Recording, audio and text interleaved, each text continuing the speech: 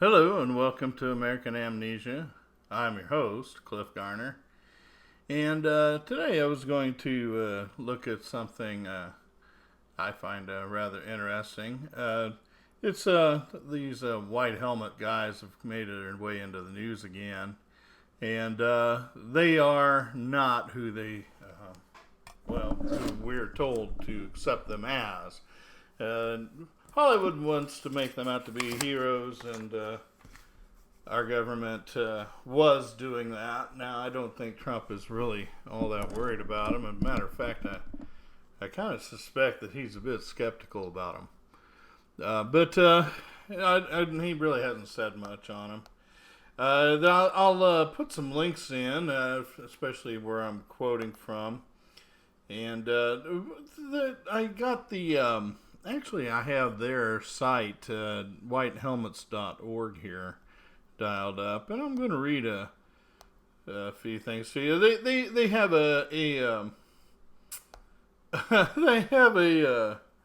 right there at the beginning of their page. It's like on Facebook and share on tweet and blah blah blah.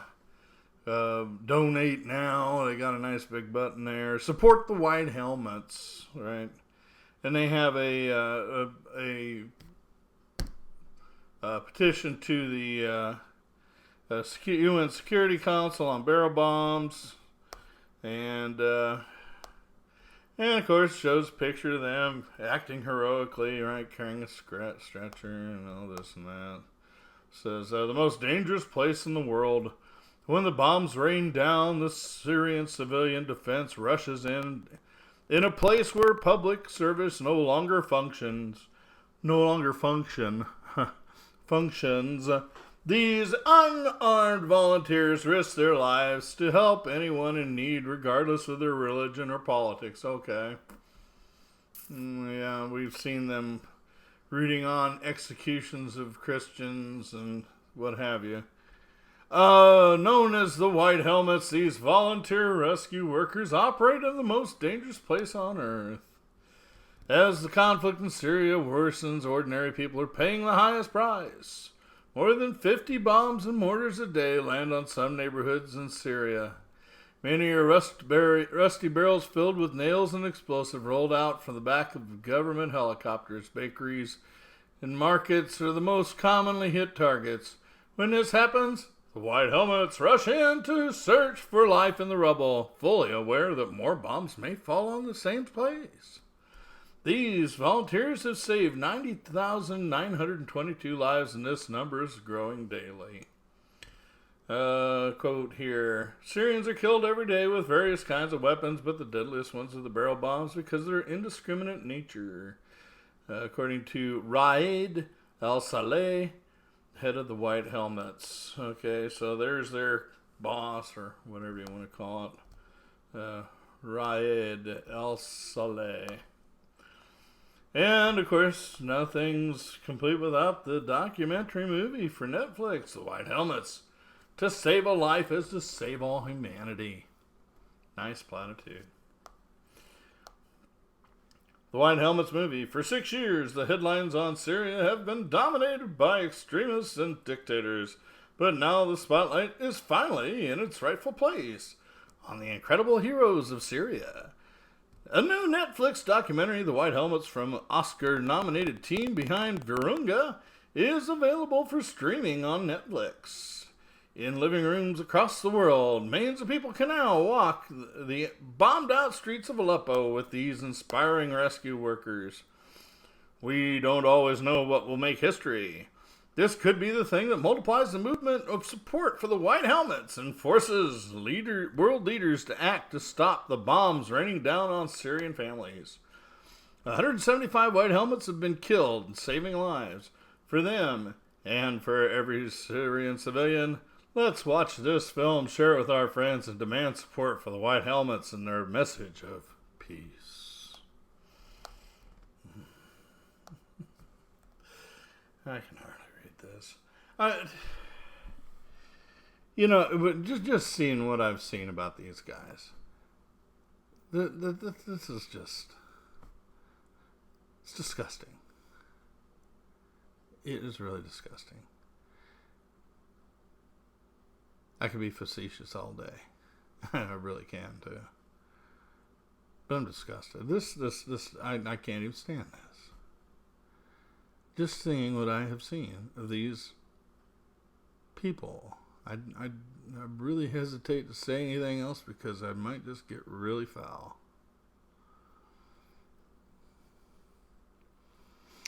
So, they've come into the news again, and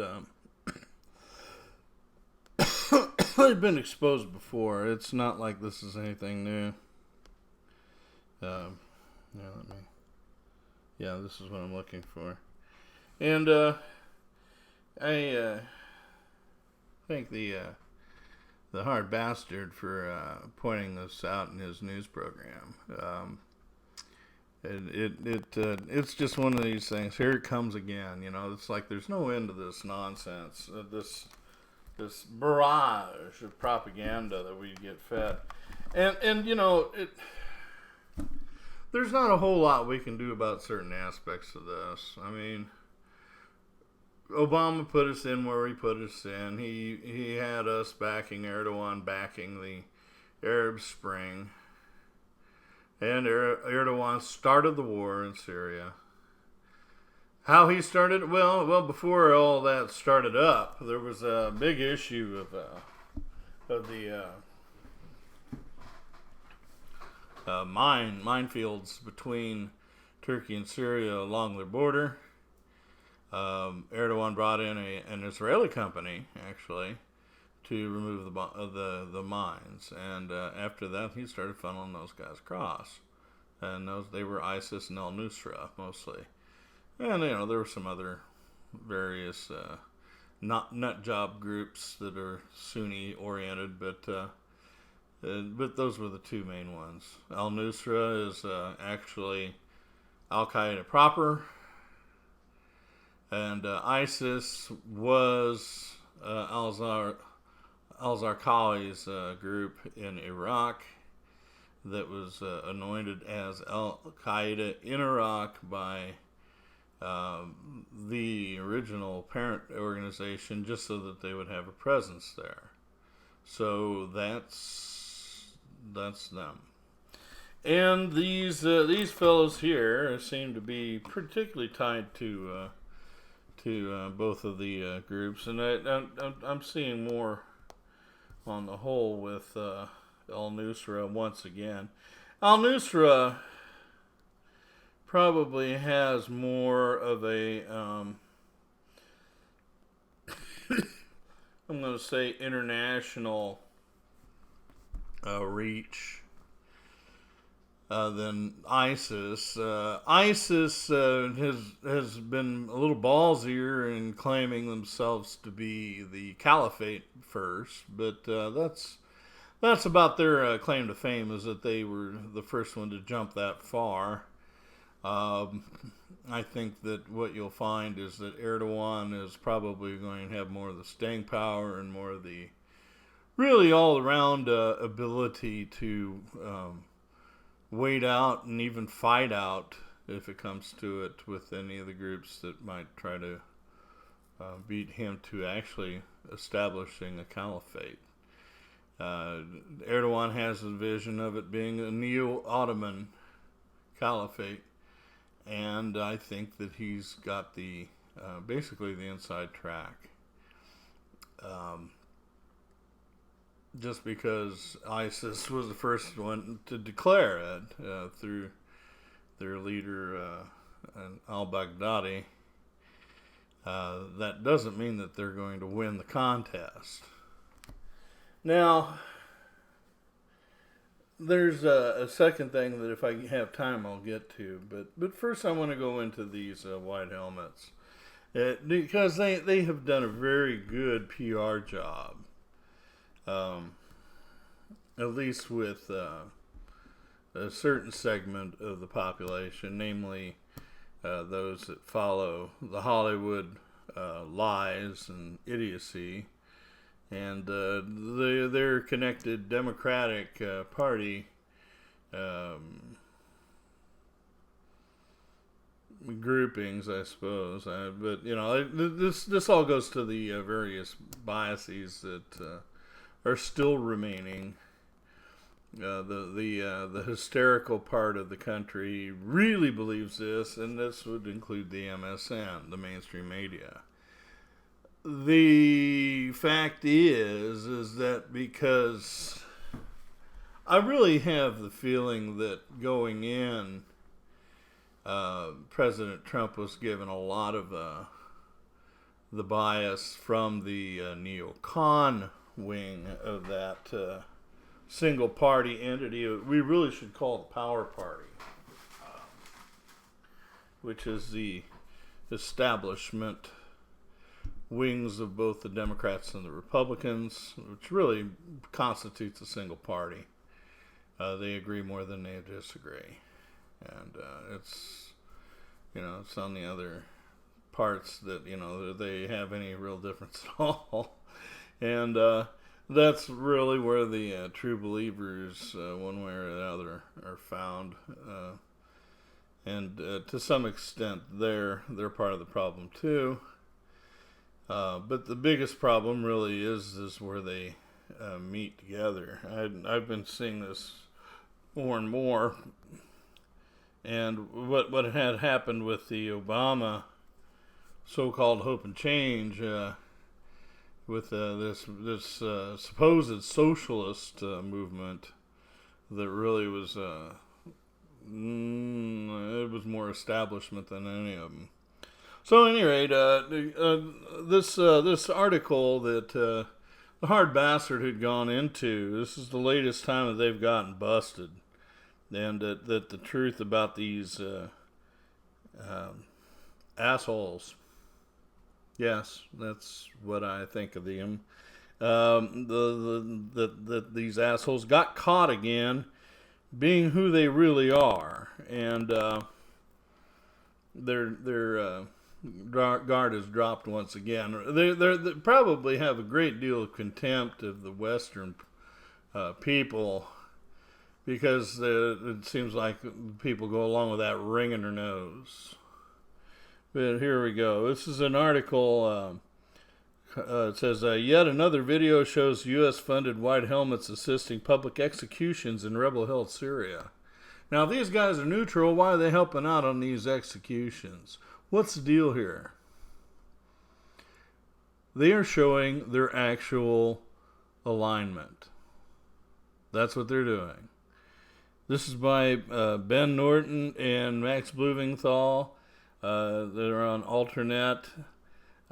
This is from the Real News. This same article propped up on other places, including in salon.com, which is really kind of unusual. It'll probably get removed from there. Nonetheless, it says Syria civil defense, also popularly known as the White Helmets, can be seen in a new video assisting a public execution in a rebel-held town in Syria.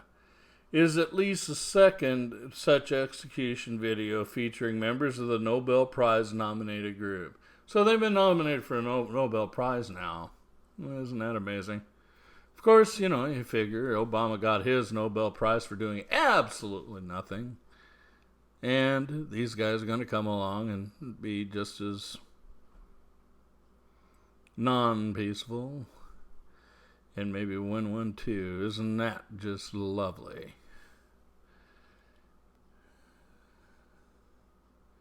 The White Helmets have received at least $23 million in funding from the U.S. Agency for International Development. That's USAID, a wing of the State Department. We need to stop sending them money. The British Foreign Office and other European governments have pitched in as well. Frequently cited as an invaluable source of information by major Western media outlets, the group was the subject of an Academy Award-winning 2016 Netflix documentary, The White Helmets. Endorsements from A-list Hollywood celebrities like George Clooney and Justin Timberlake, as well as Hillary Clinton and British Foreign Minister Boris Johnson, have followed. Large corporate media networks have yet to report on the dark side of the white helmets, however, and films like the widely celebrated Netflix function as uncritical commercials for the group, helping to keep the public in a state of ignorance about the domination of the Western-backed Syrian armed opposition by extreme Salafist jihadist groups, and about the civil conflict in general. While CNN and other outlets rely heavily on footage taken by White Helmet members, not one major Western media outlet has reported on the latest execution videos starring the group's uniformed members in uniform.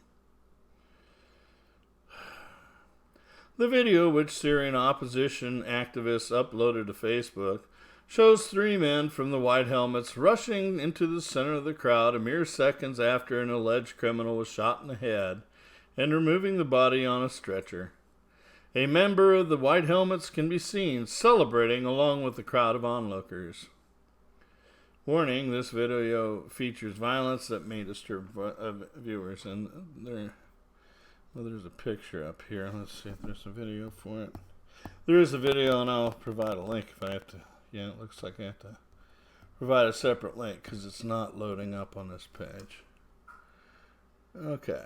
The men in the video were clearly identified by their signature white helmets along with vests embroidered with the Syria Civil Defense logo. The public execution took place in the small city of Jassim in Syria's southern Daraa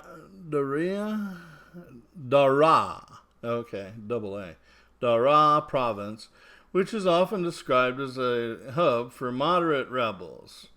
Activists posted the video on May, whatever those moderates are, May 16th on the Facebook page, coordination of the city of al-Hara, Mother of the Martyrs, a site for the opposition in the neighboring city of al-Hara.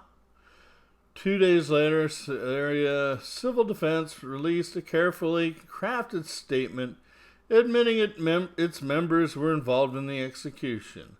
The statement noted that a tribal council in Jassim had asked the White Helmets to humanely dispose of the body of a person that had been sentenced to death by the local court for murder. The group said it had conducted an investigation into the execution and in response dismissed a White Helmet leader while temporarily suspending 2 other team members. This is just like the Democratic Party. Debbie Wasserman Schultz resigns. Oh, no, nothing to see. Executing an Oscar-worthy performance. This is not the first time the White Helmets have appeared as participants in a public execution.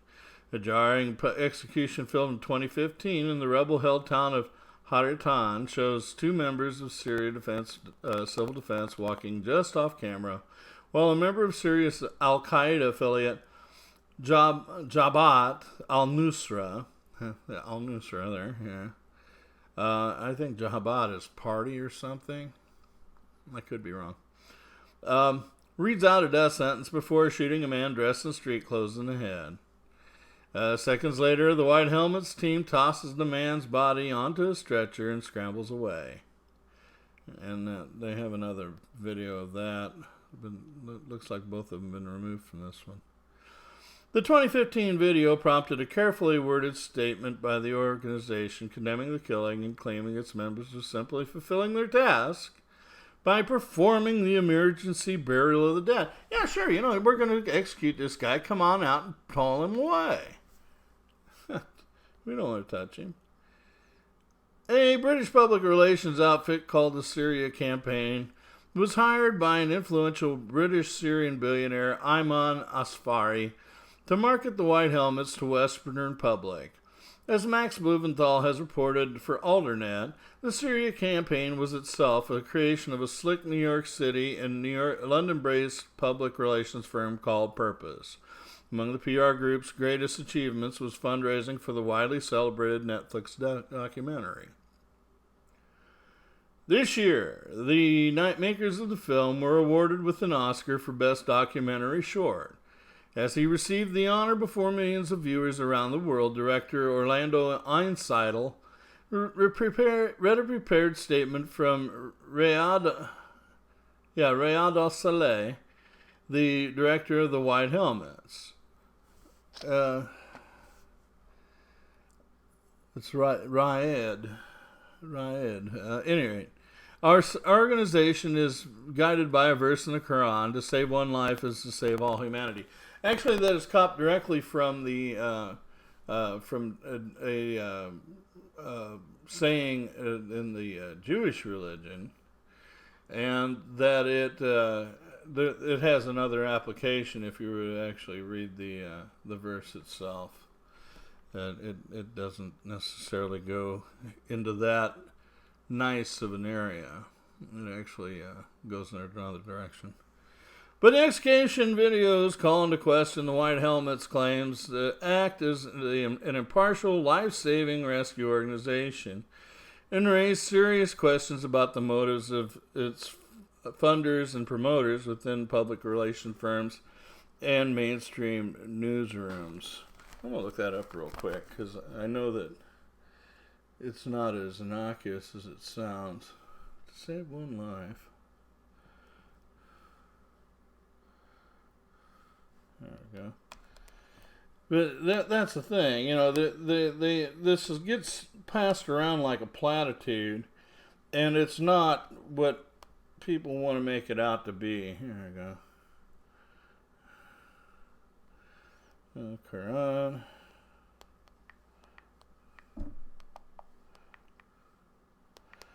To save a life.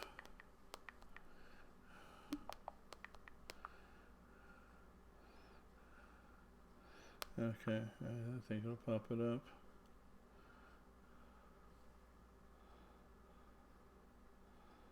Okay. It's on the ground here.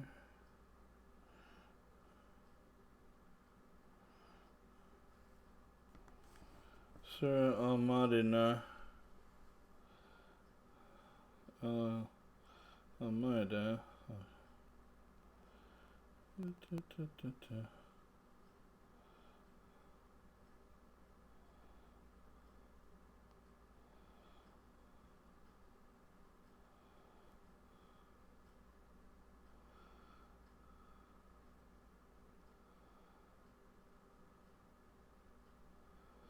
Yeah, it's actually Sahih International here. It says this is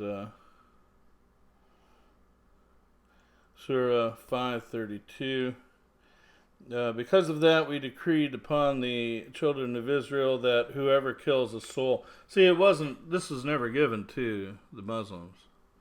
But we decreed upon the children of Israel that whoever kills a soul, or for the corruption done in the land, as if he had slain mankind entirely. And whoever saves one, it is as if he has saved mankind entirely.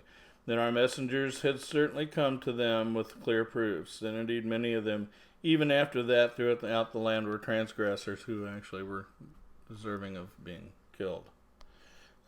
So there you have it. It isn't quite as cut and dry as you generally get. Okay, so I wanted you to see that.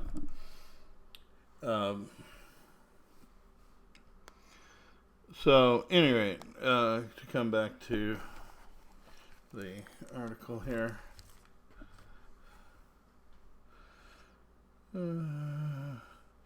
Hidden soldiers of al-Qaeda and ISIS. The White Helmets operate exclusively within the armed Syrian opposition, working closely with al-Qaeda's local affiliate, Jabhat al-Nusra, and even ISIS.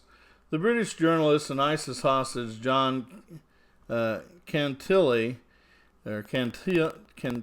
Cantley, okay, inadvertently exposed the group's relationship with ISIS when he referred to the White Helmets team as the Islamic State's Fire Brigade in a propaganda video he was forced to participate in. Videos and photos of White Helmets members posing triumphantly on the corpses of Syrian soldiers and joining fighters in accosting an alleged political opponent have circulated throughout the social media. In March 2015, the extremist sympathizing opposition media outlet Sarin posted a video featuring the White Helmets gleefully joining a chant with Salafi jihadist fighters in Idlib as they fire a fusillade of bullets into the air. Idlib is where that gas attack had happened recently.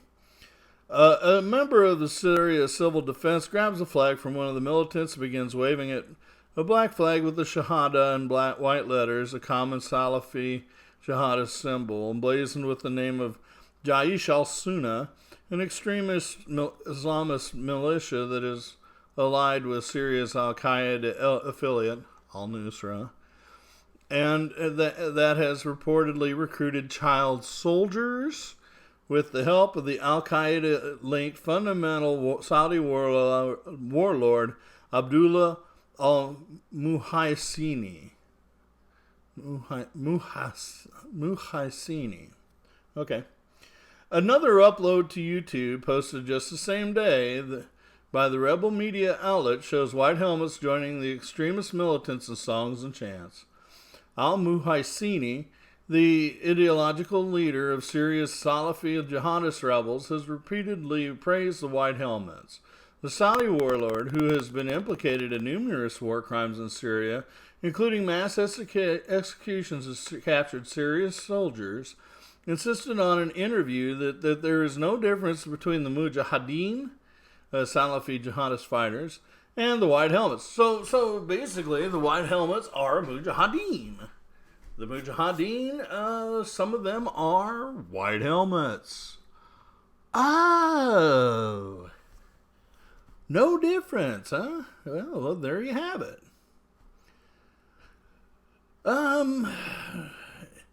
In May 2015, a White Helmets member named Muawiyah Hassan Aya posted a grotesque video to Facebook, since deleted, that showed extremist Syrian rebels torturing two captured soldiers that they later executed. Aya had also been filmed celebrating the capture of Idlib by al-Qaeda Syrian affiliate. Rumors circulated that Agha was dismissed from the White Helmets when his involvement in the atrocities came to light. This March, a leader of Hayat al-Tahrir al-Sham, the newly rebranded al-Qaeda-led rebel coalition in Syria, hailed the White Helmets in a special video message as the hidden soldiers of the revolution. For more coverage of the White Helmet scandal, read Max Blumenthal's two-part investigation here and here, and it has links to those, and Gareth Porter's expose of the White Helmet's misinformation. Ben Norton is the reporter for Alternet's Gray Zone Project. You can follow him at Twitter at Benjamin Norton.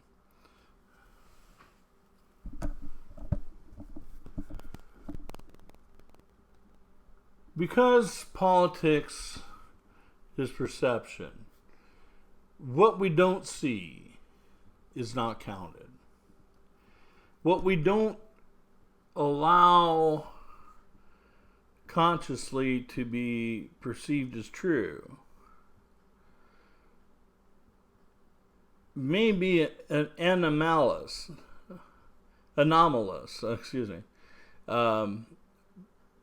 but it is nonetheless being treated as if it were true. So that said, what we're seeing here is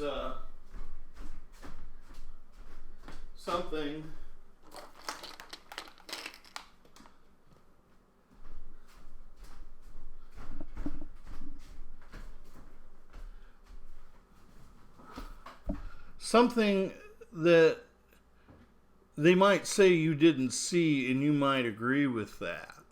Okay? So what they're doing with your reality when they try to alter it with fake facts, let's put it that way, they're plastering over your perception in a way that you're not going to see what's going on behind the scenes. You're not going to understand why these things happen. And a lot of it you won't understand. But you can see that and take note of the fact that maybe you don't know it all. And if I'm quite capable of taking things and understanding that I don't know everything about it. I don't know how it connects to what is real. I don't know what to do with the facts, but the facts are still there. And just like something that doesn't belong, you just don't brush it away and throw it out because it doesn't fit in with the narrative that they're trying to give you, or the narrative that you're trying to give yourself, or the narrative that you come up with to try to explain things to other people. Those narratives are a means of coping. But if you can deal with a certain amount of ambiguity, you can start to see what's going on, and there is not that conspiracy theory that this other nutcase over here is trying to give you. It's not. That conspiracy theory is wrapping it up too well. There are things going on that you don't understand. Why do they happen that way? Well, we don't know. But we do know. What we know is that we and Erdogan and the Saudis were behind the Arab Spring and what had happened with it. And it took down Gaddafi, it took down Mubarak, it took down the guy in Tunis. But they and it started in on Syria, which is really kind of where they were wanting to go. They had some kind of a plan going on because they were pushing for Erdogan to go ahead and break up Iraq. And they weren't doing it for the benefit of Iran. They were doing it for another reason. Something else is going on here. And I'll bet it had something to do with the Kurds. And there was some kind of an agreement going on there. Think about that. Now, it may have had something to do with Iran. I don't know. But I don't think they wanted to give it to the mullahs. I really don't. And I know they didn't want to give it to Ahmadinejad, who's no longer in power, by the way. Something in that twisted mind of Hillary Clinton and Barack Obama. And they were expecting Hillary pretty much all along to be his successor. That was kind of the plan. I don't think Obama was entirely happy with it, but he was willing to take the money. But somewhere in all that, there's something that's missing. There's something that we still need to get the parts of, and we don't have them. Furthermore, Assad's pretty well screwed. I mean, the world perception is that he's a jerk, that he's using gas on his own people.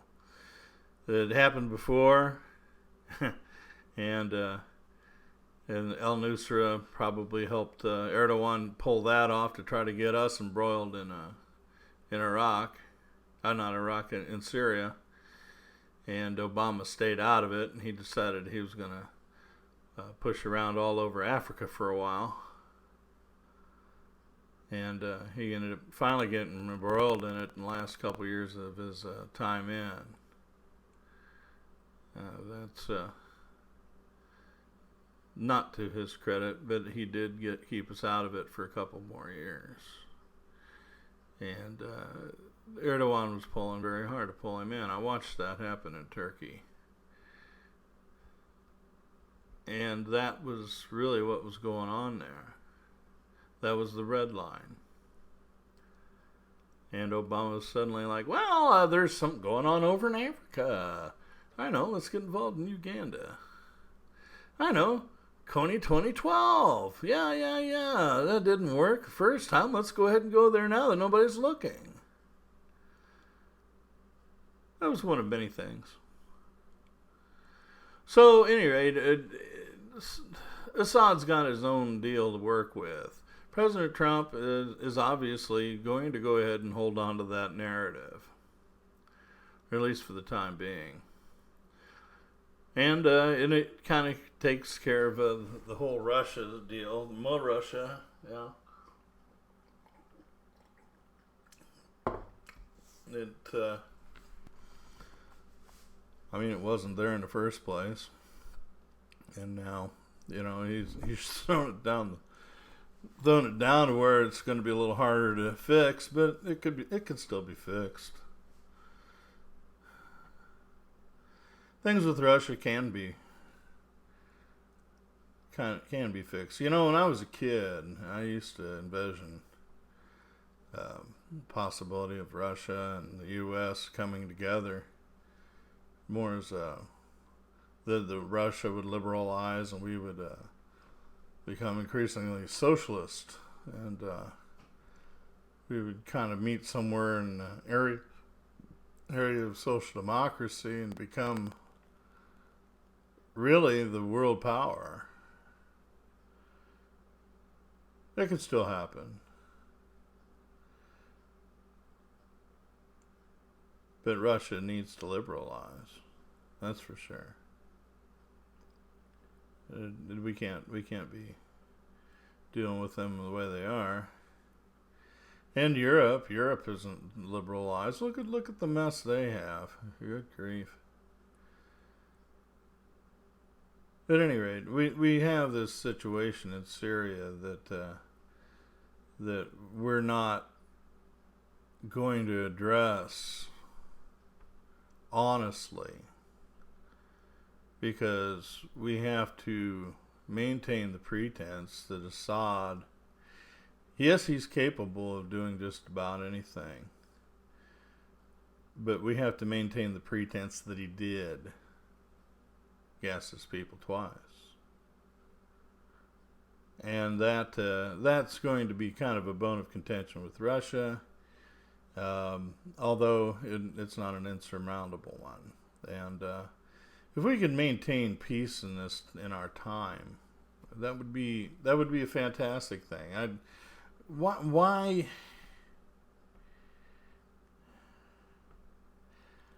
I get them wanting to keep NATO, okay, and I'm not against what he did as far as telling the rest of NATO to carry their weight. They should, especially because they're asking a lot out of us. They have been, because this whole alliance is held up by a lot of other underpinnings and stuff.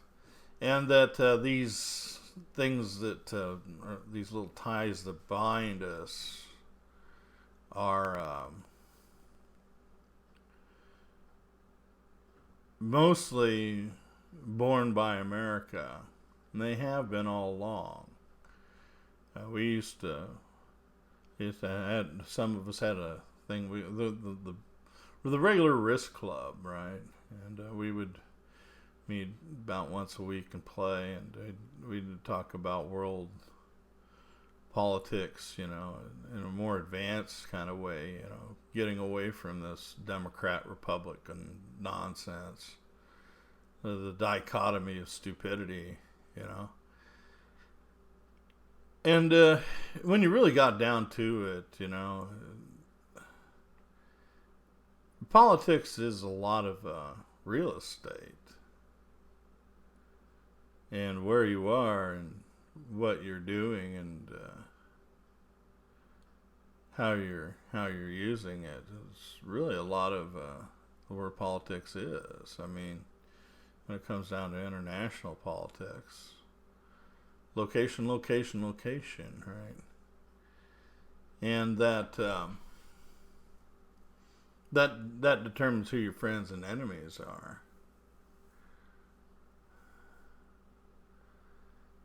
And we were always the brawn, and Europe was always the brains.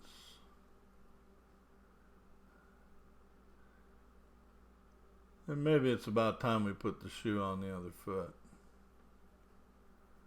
I've been seeing that for a long time. It's about time. So anyway, we still have this situation with Assad. We have to deal with it because otherwise we would undermine anything that we might have going with Erdogan in Turkey. And that connection, I don't think that just walking in as president, that Donald Trump could just say, just get out of here, Tayyip, you're a useless POS, and he really might come to that eventually, but you just can't walk in the door and say that. He has been an ally in the past. But he's definitely got his own ideas, and he's a snake. He's a real snake. And you need to hold a snake right there back behind the back of their head there. Right where it hits that first vertebrae. That's where you hold a snake. And you don't let him go, no matter how much he whips his tail.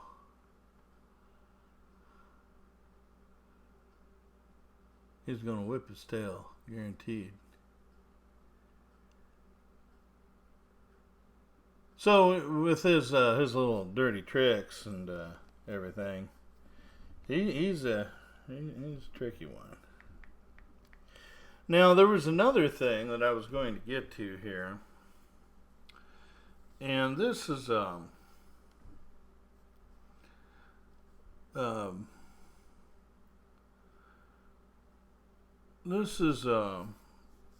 thing that was probably underreported. I may have mentioned it. There's a girl who was in Syria, and this was when Aleppo was still the big news, and like I say, I may have mentioned. I know that I posted on my Facebook. I with Facebook, I really kind of got caught up in it as a what would you call it? A medium. Because of really just timing, and I never was able to switch over to YouTube in 2012 because I was really kind of caught up in Facebook. Not only that, I just really didn't have the time to figure out what I was doing. So my posts that I tried to make when I first started a YouTube account back in 2012 really didn't go very far. And I, like I say, I was kind of caught up in the medium because at least I knew what I was doing and stuff.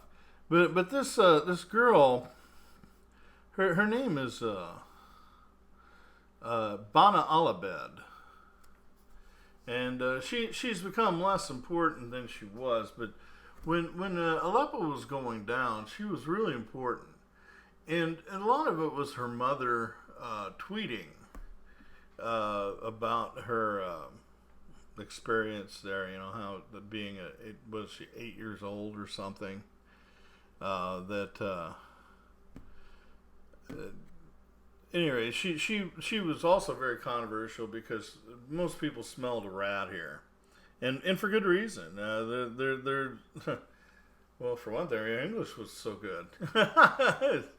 For another, she ended up being used right away by Erdogan as soon as the family got out of Aleppo. So here's an article. This is from 12/13/16 by a fellow named Greg Price. It says, as Bana Alabed's Twitter reel, fake Syrian girl's account is center of controversy.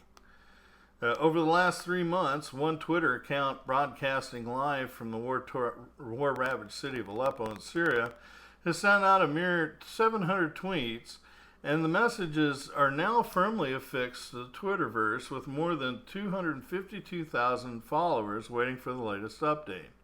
However, while 7-year-old Bana Alabed's co-account with her mother has captivated the world, there are questions over whether the account is even real. So again, perception is politics.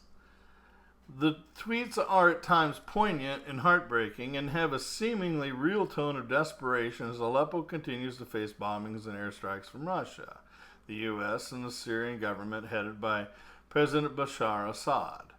But Russia and Syria opponents believe the account to be fraudulent and part of a propaganda machine to drum up opposition to Assad's government and how the civil war is currently being handled.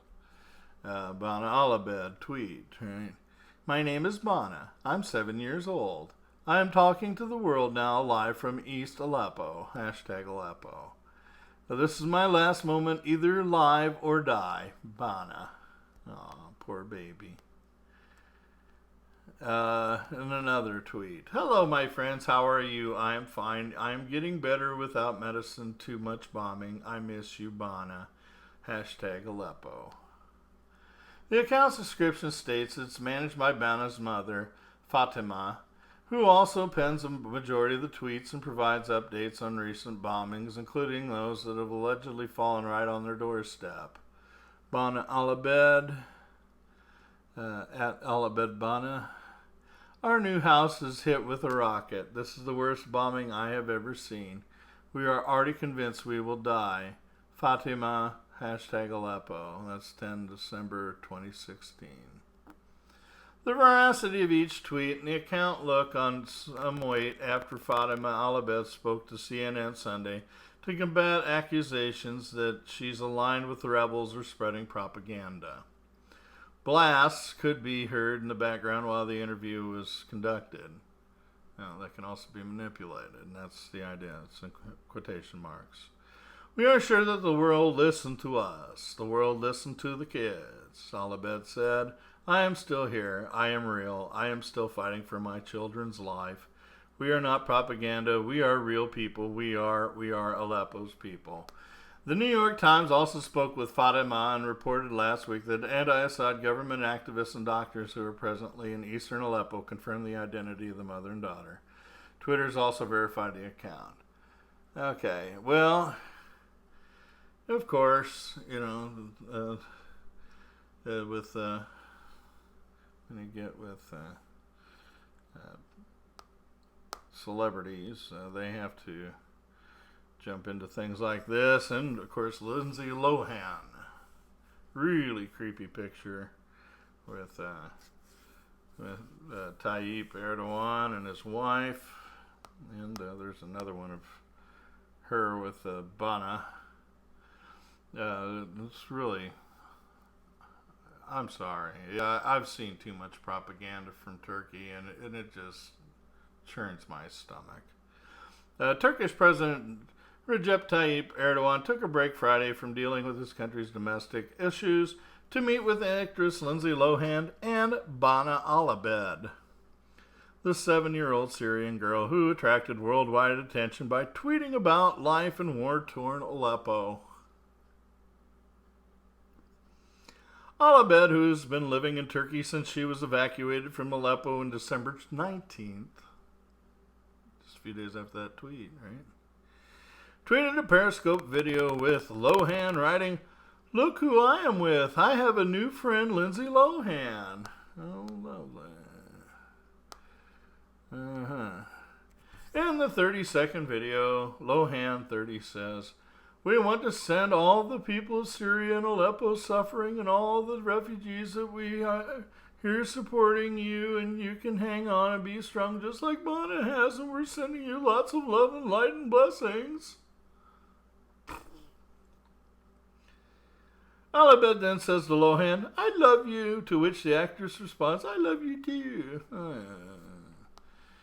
Lohan also posted a photo with on Instagram Friday of herself with Alabed Erdogan and his wife Emine, writing, "What a dream it is for Mr. President Erdogan and the First Lady to invite me to their home palace." By the way, they deliberately targeted a forest reserve that was in the name of Ataturk, and they just tore it up and put in that palace there on purpose. At any rate, for all you real environmentalist types, that's what they did. Lovely. I'm sure you don't care.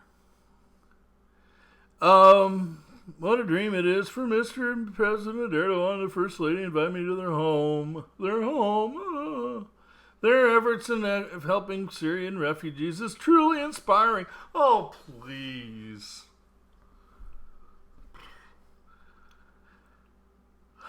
Lohan also tagged President Donald Trump in the photo's caption. Alabed tweeted the same photo, writing, "Meeting with my friends at RT Erdogan, Emine, and at Lindsay Lohan to support the people of Syria. I am searching the rights of Syrian children." Lovely. Yeah, she also sent a tweet to our president saying, "I will be your friend if you help our people." Okay. And you could just see Erdogan's hand in the whole thing. It's just ridiculous.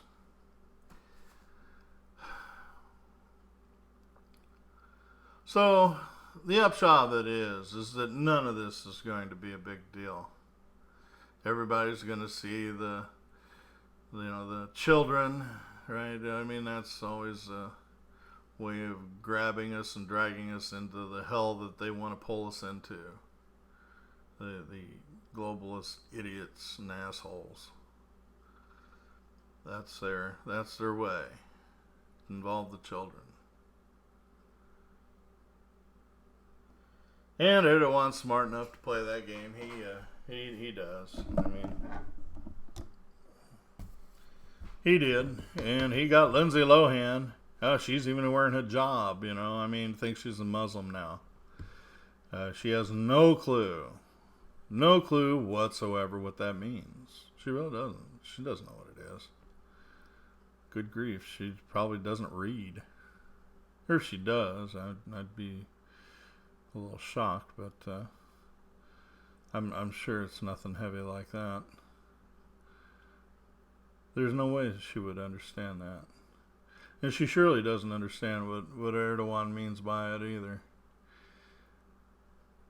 Sucker. She's a useful idiot. More idiot than useful. But all that is part of the perception. We perceive this little girl and want to believe that she's not only real, but that she's not being manipulated as propaganda. Well, she was probably propaganda from the word go. Just being where she was at. She was in the al-Nusra territory. Who do you think funneled her up to Turkey? Who do you think?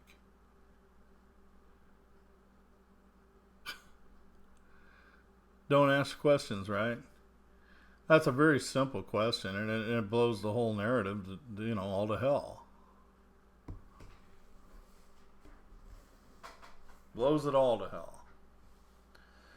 But at the same time, our perception is that we should be at war with Russia and with Syria at the same time as we are with ISIS. I don't think that we really want to go to war with Russia at all. I think we want to minimize our conflict with Syria, and I think we want to take ISIS out. ISIS is not going to be useful much longer anyway. And Erdogan will probably take them out himself, just because he doesn't want al-Baghdadi to be the caliph. He has his own people whispering in his ear that he is the caliph, that he is the rightly the caliph who's going to bring about the apocalypse. That's what he's got. Don't fool yourself. That's what he's got going on. You can look it up. What is his name? Yeet Bulut. Y-I-G-I-T. Yeet Bulut. B-U-L-U-T. Look the name up. He's just one of many, but he's a really strange character. And he's been whispering in his ear, "Sir, you are the Mahdi. You will bring about the apocalypse."